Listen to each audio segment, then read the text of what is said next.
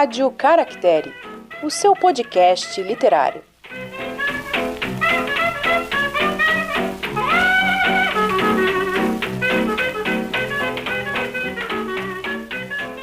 Olá, livrólicos de plantão! Sejam muito bem-vindos a mais um episódio da Rádio Caractere. Eu sou Suzane Madruga. E eu sou Glênio Madruga e hoje o assunto é espinhoso, gente. Exatamente, assunto delicado na Rádio Caractere por causa do livro Holocausto e Memória, de Marcus Gutermann.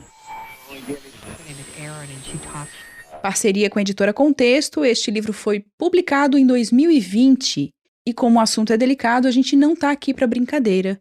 Hoje o assunto é sério, porque a gente traz uma questão relacionada à história. Porém, antes da questão histórica, quem que traz isso pra gente? Marcus Gutermann é historiador formado pela PUC São Paulo. Estou aproveitando bem o texto aqui da orelha do livro da Contexto. Contexto, obrigado pela parceria. E o Marcus também é mestre pela PUC São Paulo, doutor em História pela USP, membro da Rede Internacional de Estudos dos Fascismos, Autoritarismos, Totalitarismos e Transições para a Democracia. É especialista em nazismo e antissemitismo, é jornalista desde 1989 e professor na Faculdade Casper Libero, além de ser editorialista no jornal O Estado de São Paulo. Também é autor dos livros O Futebol Explica o Brasil e do livro Nazistas Entre Nós, que foi vencedor do Prêmio Jabuti de 2017 na categoria Reportagem e Documentário. Esse Nazistas Entre Nós já está na minha listinha de compra.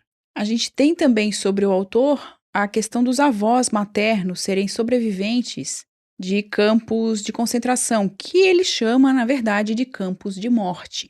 E acho que é o termo muito adequado, até para a gente compreender tanto o posicionamento do autor, quanto essa questão em relação à história do Holocausto. Sim, porque até o próprio termo campos de concentração já é muito banalizado, e o autor traz essa questão de banalização durante o livro. Parece que tudo é campo de concentração, onde tinha gente presa é campo de concentração. Eu não estou falando só dos campos nazistas. Sim. Tinha campos de prisioneiros nos Estados Unidos, tinha campo de prisioneiros na Inglaterra, tinha campo de prisioneiros em todo o Pacífico e tinha campos de prisioneiros no Brasil, com prisioneiros políticos durante a guerra, gente que de repente falou alemão em público e isso era contra a lei durante a guerra e o pessoal era preso e pronto.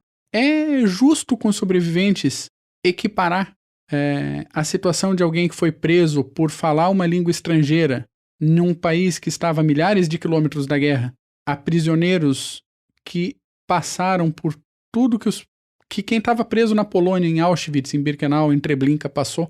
É complicado usar o mesmo termo. É, exato. E por isso o autor ele se vale desse termo campos de morte para falar do Holocausto, para falar destes campos que promoviam a morte. E a gente pensa aqui não apenas a morte física de muita gente, mas a morte psicológica, se eu puder colocar dessa maneira, de muita gente que sobreviveu. Ficou muita coisa na memória, e o autor fala disso no decorrer do livro, né, com essas pessoas que sobreviveram. Mas a gente vai falar um pouquinho mais adiante. Uma questão que a gente pode levantar é sobre uma pesquisa que foi realizada em 2018 sobre o quão pouco as pessoas sabiam sobre o Holocausto. Algo que parece não ter mudado, uma vez que as pessoas sabem mais sobre o Holocausto através de filmes e através de romances, como a menina não sei o que foi para Auschwitz, o fulaninho de Auschwitz, o ciclaninho que... A gente tem mais informações a respeito dessa romantização, e a gente vai falar disso também, mas a gente tem mais informações a respeito dessa romantização do tema do que necessariamente a história de como as coisas se deram. E isso é interessante para a gente refletir a respeito do assunto. Então o livro é dividido em 2 blocos principais. A primeira parte, o autor constrói fazendo um conhecimento geral do que foi o Holocausto, dos termos mais usados, da situação dos sobreviventes, o que falam, como falam, por que falam. E a segunda parte eu acho que o grande mérito desse livro enquanto lançamento, que é justamente uma reflexão do que se faz a partir disso que aconteceu. Como isso se transforma em arte, como isso se transforma em livro, como esse discurso todo é usado. E como isso também reflete na memória.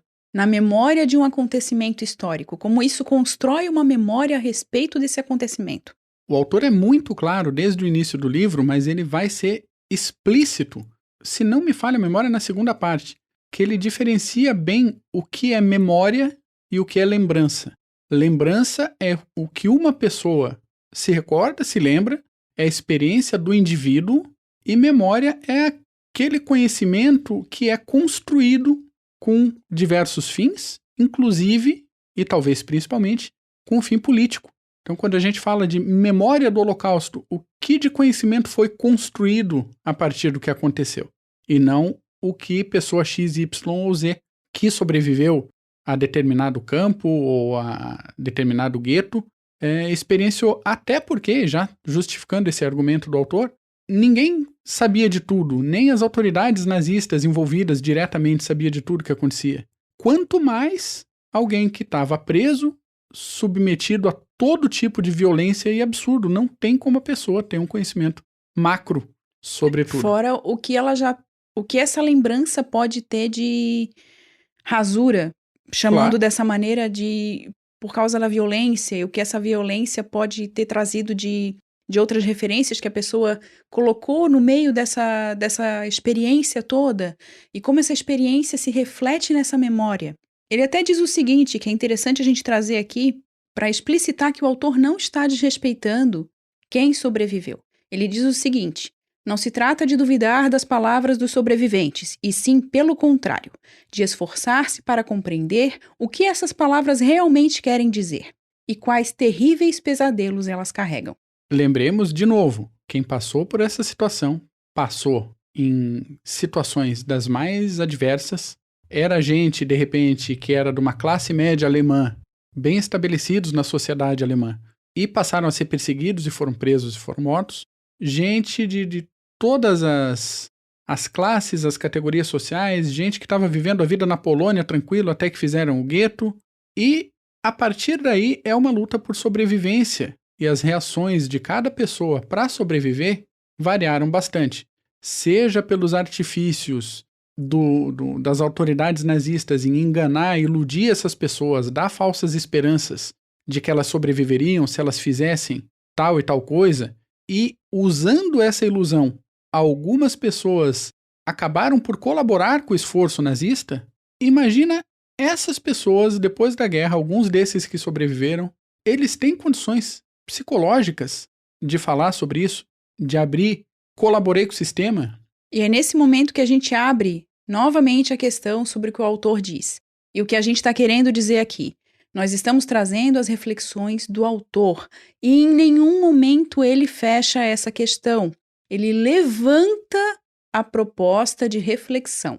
Ele não está dizendo, eles não têm condições de falar. Ele está dizendo, ele explica no livro que é importante fazer essa reflexão do quanto esses sobreviventes teriam condições de falar a respeito e de falar com clareza para que isso se torne algo realmente histórico, referenciado historicamente, dado histórico. E é essa a questão. Em nenhum momento o autor diz que os sobreviventes não têm voz e não têm que ter. Pelo contrário, ele diz que é importante. Por outro lado, ele levanta o questionamento. Ele levanta essa reflexão que é importante fazer também. E ele entende muito quem fala sobre o assunto, dá o nome de vários sobreviventes que escreveram livros, como Primo Levi e tantos outros. Ele entende, compreende historicamente quem opta pelo silêncio. Sim. Como forma de tanto não reviver os traumas, como porque não tem como explicar o que aconteceu de forma absolutamente lógica. E também nessa linha se compreende uma narrativa mais ou menos padronizada sobre o que aconteceu, justamente porque essa narrativa tira um pouco do peso individual. Então se fala do desastre, se fala de toda a desgraça que ocorreu, mas entende-se quando alguém não quer entrar na questão particular dela. Outra questão que o autor bota em vários lugares do livro que eu acho muito justo é que ele fala que a gente, hoje em dia, não tem parâmetro para julgar essas pessoas, seja o que as pessoas escolheram ou puderam ou não puderam fazer na época. Cada caso é um caso, cada pessoa é um caso, e eles, a maioria das vezes, não tinham absoluta escolha. Fora que a memória também está com aquela perspectiva, né? Essa memória que esse sobrevivente revela é uma perspectiva do sobrevivente. E isso, novamente, não é que é mentira, mas é uma perspectiva. Pode ser que tenham ocorrido outras questões que ele não tenha visto, que ele não teve acesso. Então tem toda essa questão. E isso é importante para a gente já abrir esse episódio sobre o livro, porque é a primeira parte. O autor, ele coloca essas questões tudo na primeira parte do livro. Porque na segunda parte ele vai falar da memória e das artes. É isso que a gente já vai começar a falar a partir de agora. Porque ele fala dos livros de história a respeito do tema e que muitos deles apareceram depois de uma constituição fílmica, né? De uma constituição audiovisual a respeito do assunto. Ou seja, muitos de nós, até hoje, temos uma memória sobre o tema, sobre esse ocorrido, a partir de filmes, a partir de material literário, e não necessariamente de uma constituição e um estudo histórico aprofundado desde o começo. Pois é, e o autor vai iniciando essa discussão, desde a pontinha, na parte 1, capítulo 1, quando ele fala o problema começa pelo nome. Então, se devemos chamar o que aconteceu de Holocausto, ou de Shurban, ou de Shoah, ou de genocídio, daí ele explica a origem de cada termo e aponta até que Holocausto é um nome que pegou, vamos dizer assim, a partir de um filme. Isso é necessariamente um problema? Ou é um mecanismo de que se construa uma maneira, uma forma para criar um conhecimento básico sobre o que ocorreu, ou se não é válido por, de repente, ser um relato ficcional ou adaptado, que daí a gente cai num outro problema que o autor comenta, que é a simplificação. Não foi um processo simples, não foi um processo rápido, por mais que muita gente tenha sido pega de surpresa. Se a gente voltar lá em Minha Luta, o livro que o Adolfo escreveu quando estava preso, ele meio que já fala tudo que ele tem intenção de fazer. E aí? E ninguém fez nada? Ninguém levou a sério? Até que ponto esse livro também, que depois foi proibido em diversos países, até que ponto esse livro entra nessa análise histórica a respeito do tema? E daí tem toda essa questão que o autor levanta. A gente não vai trazer todo o processo de texto do autor aqui, a gente está levantando os pontos que a gente acredita que pode ser relevante para o interesse daqueles que estudam o tema. A gente sabe que não é um tema para todos que escutam a Rádio Caractere, e a gente está ciente disso. Por outro lado, é um tema muito importante, um livro, ao nosso ver, muito importante para quem, inclusive, faz leituras de literatura em que este tema aparece. Sim, realmente isso para nós da Caractere, da Rádio Caractere, da Caractere Books, acesse o nosso site caracterebooks.com.br, THGG. Como você falou no iniciozinho do episódio, tem muito livro. Qualquer coisinha de Auschwitz, isso já está gerando até uma rejeição do assunto, uma saturação. E a outra coisa que o autor traz também é a questão de banalização do tema. Não se pode banalizar o tema, um tema delicado como esse, um tema grave como esse. Deixa eu respirar fundo. Tão grave é que os próprios sobreviventes, muitos deles, sofrem de uma síndrome de culpa. Culpa por terem sobrevivido, culpa por não terem feito o suficiente, ou por terem feito alguma coisa ou não, que eles, depois do que ocorreu, julgam que deveriam ou não ter feito. É muito complicado, esse assunto é muito difícil e é bem como você falou no começo, é espinhoso. É espinhoso e é difícil ver tanta gente tratando esse tema hoje em dia com leviandade. E leviandade tanto na literatura quanto no audiovisual. A quantidade de filmes que a gente tem, eu vou ser bem honesta, como eu já comentei com a Ana do podcast Anatomia do Livro, eu não consigo assistir a determinados filmes que tragam este tema, porque é muito forte. E por compreender essa questão histórica tão dura e tão difícil. Por outro lado, eu vejo que muita gente se apega a esses filmes, e agora a gente já vai falar dessa questão do cinema e da importância do cinema para essa construção de memória. Muita gente lida com esses filmes como um dado, como dados históricos. Foi assim que aconteceu. E aquilo ali é uma construção. E não é uma construção necessariamente fidedigna. E a gente tem aí a questão se é verdade ou não aquilo ali, se aquilo aconteceu ou se faz parte de uma criação. Daí a gente já traz nessa discussão a questão da história e ficção, que muita gente não tem clareza. Até muita gente não tem clareza sobre o papel e sobre o que é história hoje em dia. Exato. Então, apontando um pouquinho, citando um nome que eu fiquei até feliz de ler no livro do Gutermann, que ele relembra von Ranke, historiador alemão do século XIX, que para ele a história era o relato dos fatos que aconteceram. E a perspectiva de história hoje em dia já não é mais essa, desde a geração dos análises, lá na década de 40, mais ou menos 30, 40, escola francesa de história. De lá para cá já passa a ser uma interpretação. E a história, enquanto interpretação, está, sim, embebida do tempo presente. Ela traz filtros do nosso tempo para interpretar o que aconteceu no passado. E aí, como é que fica uma situação dessa? Como que uma interpretação de hoje é mais ou menos válida que o relato de alguém que esteve num campo? Ou de alguma pessoa que pesquisa mais, não vou dizer friamente, mas especificamente, nomes, fatos, datas, números? E os dados, né? Os fatos ocorridos, né? A gente tem essa questão no capítulo 9, que o autor traz, e ele fala do uso da fantasia para falar sobre o Holocausto. Ele fala, por exemplo, do filme A Vida é Bela e de uma questão que acontece com esse filme, e questiona, porque ele questiona em todos os capítulos a respeito do tema. E a questão deste capítulo é: qual o limite da arte para tratar de um tema como este? Qual é o limite moral? Qual é o limite ético?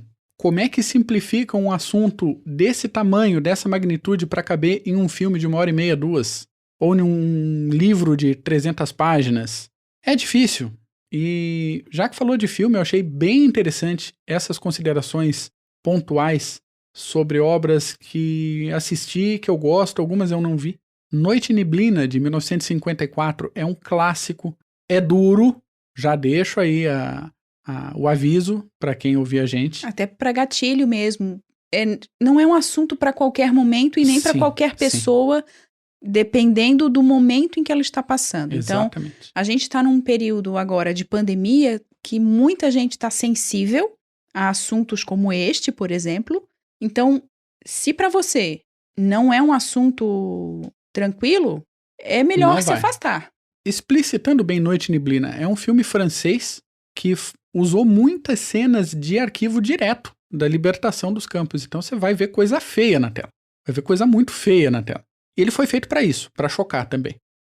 Eu já seria uma pessoa que eu não teria condições de assistir. Pois é. E falo isso com muita tranquilidade, tendo consciência, e é isso que a gente também tem que levar em consideração quando lida com este assunto, que eu acho que todo mundo tem que ter consciência do quanto consegue adentrar no tema. Uhum. Quanto consegue ter acesso àquilo.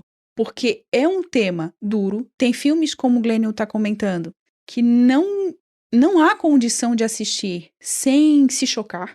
Então a gente precisa ter consciência que determinados temas a gente pode acessar até um limite. Tem outra obra interessante, Shoah, de 1985, recomendadíssimo. A Lista de Schindler, de 93, premiadíssimo filme e altamente criticado também por alguns aspectos. Não vamos contar, vamos deixar para você que for ler esse livro do Marcus Gutermann. E A Questão de A Vida é Bela, de 97, do Roberto Benigni, cineasta italiano que atua no filme também, que é uma comédia em cima disso. E ele foi criticado muito por como assim fazer graça com o que aconteceu, como assim distorcer a história. Porque uma criança jamais teria sobrevivido daquele jeito. Porque ele não ia conseguir enganar os capos e tal. E o próprio Roberto Benigni, em uma entrevista, falou: nunca foi a ideia fazer um filme de história. A minha ideia foi fazer um filme sobre a esperança nos momentos mais difíceis. Se você está considerando isso como um filme histórico sobre o Holocausto, tá errado. Tá errado. E é por isso que a gente traz essa consideração do próprio autor sobre a consciência do que você assiste e do que você lê, já entrando na linha da literatura. Ele traz uma perspectiva do Harold Bloom, faleceu há pouco tempo, era um importante crítico literário, que dizia o seguinte, que não se pode escrever sobre o diário de Anne Frank, que todo mundo fala, nossa, esse livro é lindo, a gente vê aí pela internet. Uma coisa tratada como se fosse uma história de superação. De qualquer forma, ele fala o seguinte, não se pode escrever sobre o diário de Anne Frank como se o assunto fosse Shakespeare ou Philip Roth. E daí a gente tem essa questão da experiência audiovisual, que é o caso do cinema que a gente acabou de tratar, e o caso dos livros, da literatura e da literatura de ficção. Aquilo é ficção? Aquele diário é ficção? É pra gente lidar com ele como uma ficção? Isso, olha, isso pega forte em quem lê e em quem tem acesso a diversos livros sobre o tema e que muitas vezes pega um livro e coloca numa tela no YouTube, num vídeo no YouTube, rindo. Apresenta aquele livro e diz assim, nossa, esse livro é lindo. E o sorriso está no rosto como se a pessoa estivesse lendo algo, assim, de uma experiência humana que não tivesse consequências trágicas. Então, gente, é muito sério isso. E esse questionamento do autor foi uma das partes que me pegou muito, tanto pelos filmes quanto na parte de literatura, porque muitas vezes a gente não se dá conta do que está fazendo com determinada obra. Primeiro que a gente leva a ficção para o lado histórico, muitas vezes, e a gente vê isso a rodo, e outras vezes a gente leva a história para uma ficção irresponsável. E daí a gente tem a questão da responsabilidade no que está fazendo com esse tema. E emendando uma coisa na outra, literatura e cinema e tal, o autor traz um capítulo que eu achei bem interessante de memórias roubadas. Traz algumas situações de gente que se passou por sobrevivente, cujos relatos viraram filme, cujos relatos viraram livro, e que essas obras foram premiadas e lá pra frente se descobriu que era uma farsa. Que a pessoa não tinha vivido aquilo. Não tinha vivido nada aquilo. E em um dos casos, o editor de um livro fala, então é só mudar a classificação do livro de história para ficção e tá tudo certo. Tá tudo certo? Fica aí a pergunta para você que nos escuta. Tá tudo certo? Tem valor literário, mesmo que seja com base numa mentira desse tamanho? A questão é um desrespeito não apenas com sobreviventes, mas com tanta coisa, com tudo que foi, que muita gente passou, com uma desumanidade, porque é uma carga de desumanidade, até o autor fala disso na questão das memórias dos sobreviventes, que essas memórias que eles relatam é carregada de desumanidade por conta do que eles passaram. Sim. Então, o quanto disso tem que ir para um meio artístico, para um meio literário, em forma de graça, né? Ou em forma de, olha que lindo esse livro. É complicado, é difícil. Ninguém aqui está jogando pedra em obra nenhuma, não é nada disso. O que a gente está levantando, e a partir do ponto de vista do autor, é a questão de a gente ter responsabilidade em relação àquilo que a gente lê, que a gente percebe nos livros. Não é algo para virar brincadeira. Foram experiências de vida, foram dados, foram coisas que aconteceram, não é para ser falado. E daí, na minha opinião, aqui é a Suzane falando, é uma leviandade falar rindo de uma obra como o Diário de Anne Frank. Eu acho. Ah, mas é a tua opinião. Ok, é a minha opinião. Então coloquem na caixinha da minha opinião, que não tem problema. Mas penso que é uma leviandade e irresponsabilidade até. Recentemente saiu um livro de uma menina também que passou por experiência de guerra e todo mundo falando na internet sobre um livro, uma capa muito bonita, inclusive, a respeito de uma guerra. Agora eu não lembro se é Síria, acredito que seja da Síria.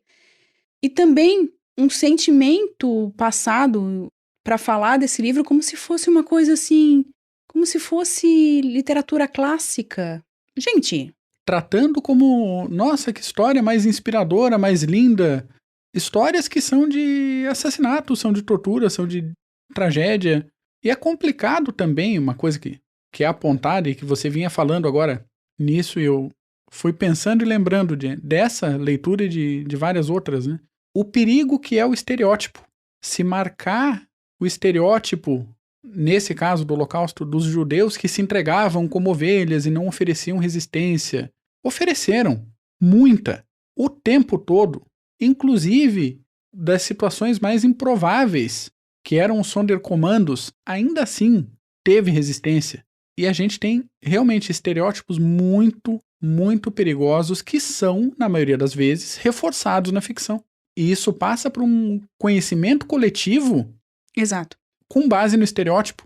De novo, é irresponsável, é perigoso. E ninguém está dizendo para não ter acesso a essas obras, para não ler, não é nada disso, a gente não está aqui para carregar regra para ninguém.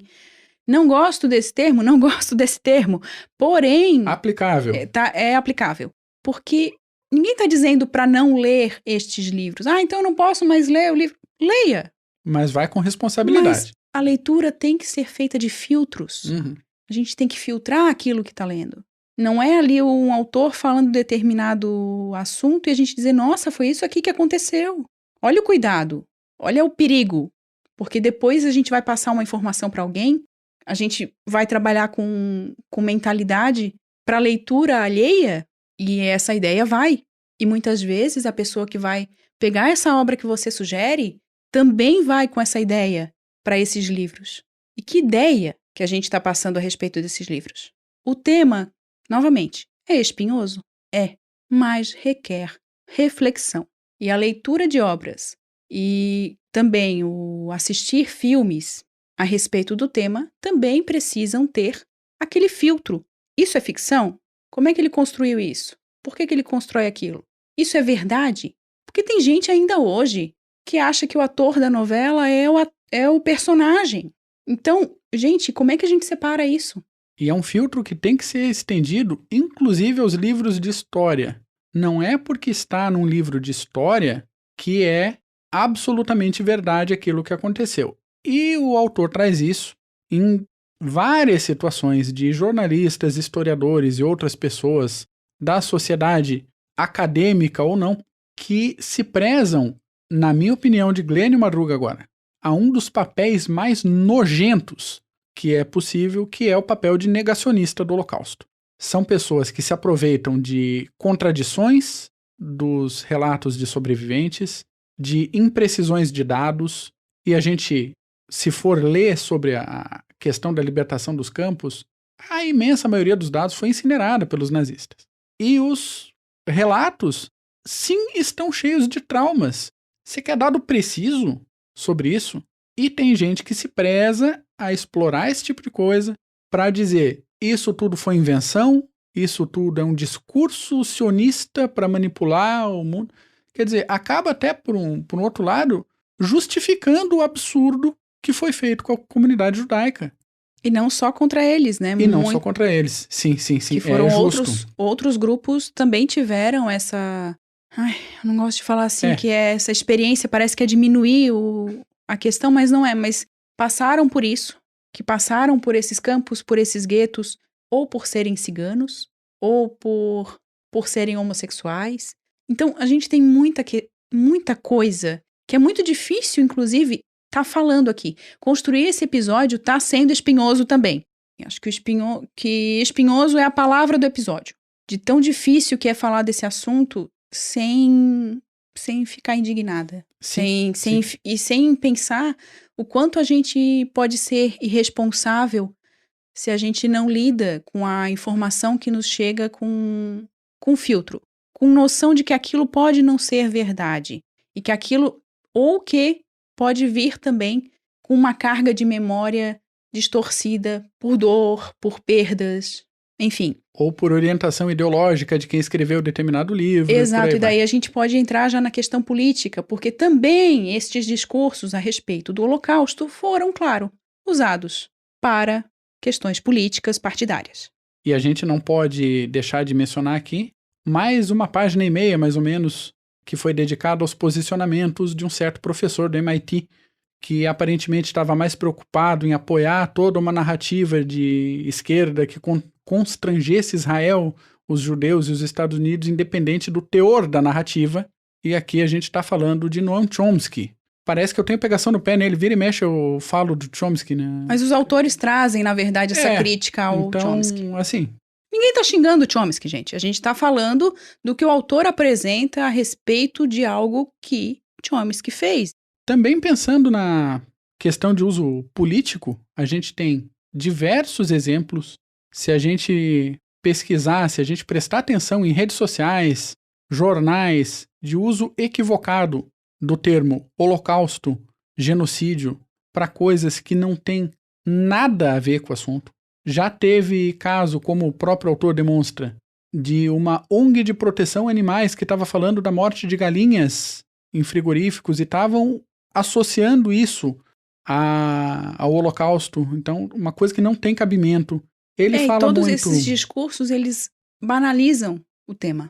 Exato. Eles banalizam o que aconteceu. Banalizam e a gente não perigoso. pode entrar nessa também. A gente não pode fazer isso.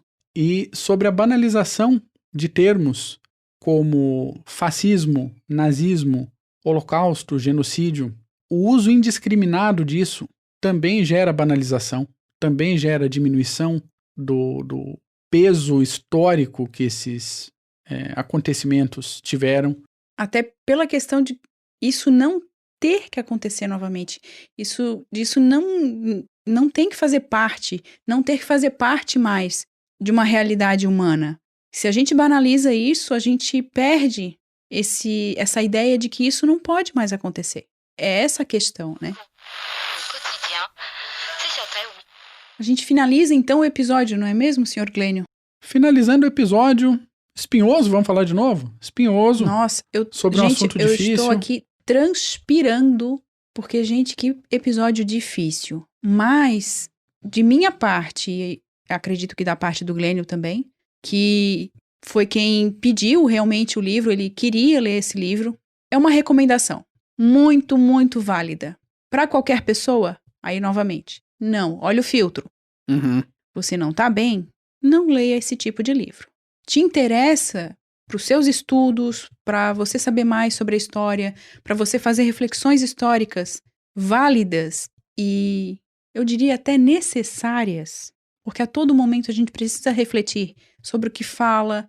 Por isso que esse episódio está nos dando tanto trabalho de sair, porque a gente tem muita dificuldade de falar do tema sem se indignar, sem começar a xingar no microfone e essas coisas, né? Porque não é fácil. Não é fácil falar do assunto, não é fácil trazer uma questão tão densa. E o autor faz isso muito bem, e apesar disso ter ocorrido com familiares. E a gente percebe o quanto ele foi responsável com as palavras também. E é por isso que é um livro muito válido. De minhas considerações finais, realmente não é um livro para qualquer hora, não é fruição. Não pegue esse livro assim, tô sem nada para ler, eu vou ler o Holocausto de Memória. Não, não vai. Não é bom pegar se você não tem conhecimento prévio do assunto. É impossível para quem não conhece? Claro que não, porque o autor dá um amparo histórico bem interessante.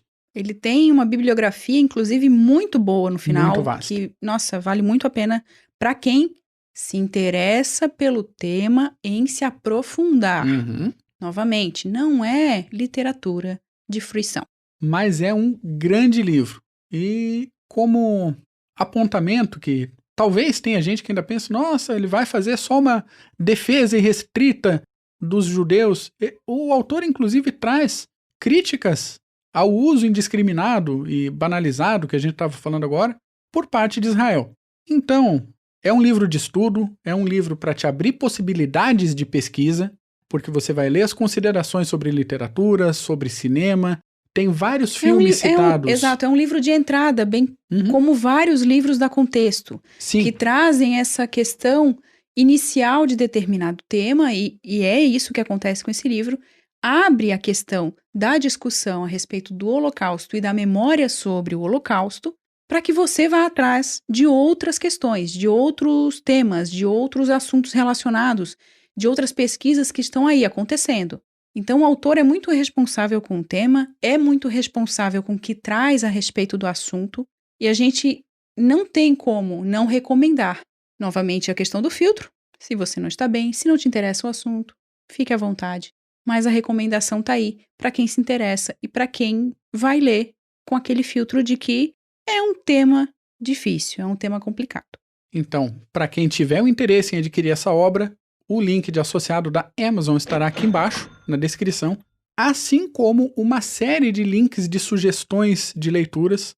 indicadas e citadas pelo autor no livro e algumas não citadas, mas que a gente acha válidas para quem quer se aprofundar mais nesse tema. Tá tudo na descrição do episódio aqui embaixo.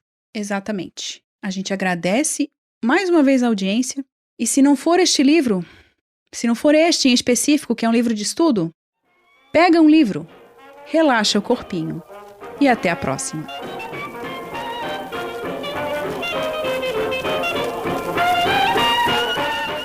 Você acabou de ouvir mais um episódio da Rádio Caractere.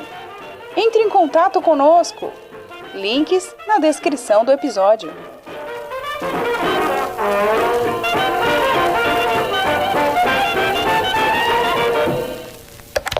Este podcast faz parte da Podcast E. Conheça os demais podcasts acessando podcast.com.br.